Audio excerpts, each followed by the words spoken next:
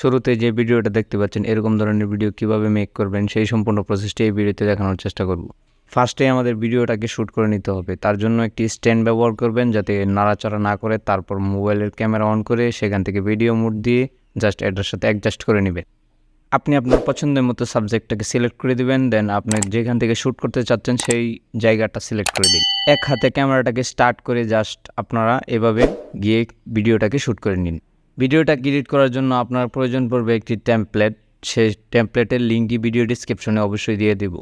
ভিডিওটি এডিটিংয়ের জন্য আমি ব্যবহার করব ক্যাপকাট অ্যাপস। আপনারা যদি না থাকে ফোনে সেই ক্ষেত্রে আপনারা প্লে স্টোর থেকে ডাউনলোড করে নিতে পারেন। থেকেও ক্যাপকাটের যে টেমপ্লেটটি সেটি আপনি নিতে পারেন, অথবা আপনি এখানে সার্চ বার অপশনে গিয়ে লিখতে পারেন ক্যাপকাট টেমপ্লেট লিখে জাস্ট একটি সার্চ বারে একটি ক্লিক করে দিবেন। দেন আপনার সামনে সাথে সাথে এরকম একটি টেমপ্লেট চলে আসবে।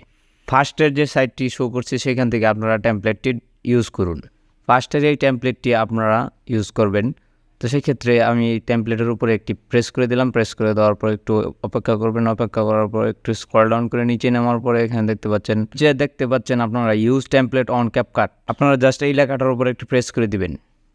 প্রেস করা দেওয়ার সাথে সাথে আপনার সামনে ঠিক এরকম দেখাবে। তো আপনার ফোনে যদি ইনস্টল করা থাকে ক্যাপকাট অ্যাপসটি, তো সেই ক্ষেত্রে আপনারা এখানে দেখতে পাবেন ইউজ টেমপ্লেট, এটার উপর একটি ক্লিক করে দিবেন। তারপর আপনি যে ভিডিওটা শ্যুট করেছেন সেই ভিডিওটা আপনার গ্যালারি থেকে এখান থেকে ইনপুট করে নেবেন। প্রথমের কিছুটা অংশ আপনারা কেটে নেবেন।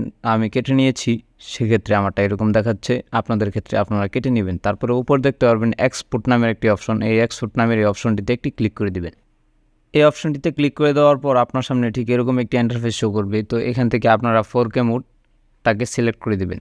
তারপরে এখানে দেখতে পাচ্ছেন আপনারা ওয়াটারমার্ক চাচ্ছে, সো আপনারা এখান থেকে এক্সপোর্ট উইথআউট ওয়াটারমার্ক এটার উপর একটা সিলেক্ট করে দেন। আপনারা কোয়ালিটিটা ফুল করে দেন, ডান করে দিবেন, দেন এক্সপোর্ট করা হয়ে গেলে ভিডিওটা ঠিক আপনার সামনে ঠিক এরকম দেখাবে।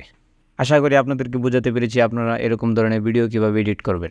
তো ভিডিওটি যদি ভালো লাগে লাইক কমেন্ট শেয়ার করতে ভুলবেন না, এবং আপনি যদি এই চ্যানেলে নতুন হয়ে থাকেন তাহলে অবশ্যই চ্যানেলটিকে সাবস্ক্রাইব করে দেবেন। ভালো থাকবেন, সুস্থ থাকবেন।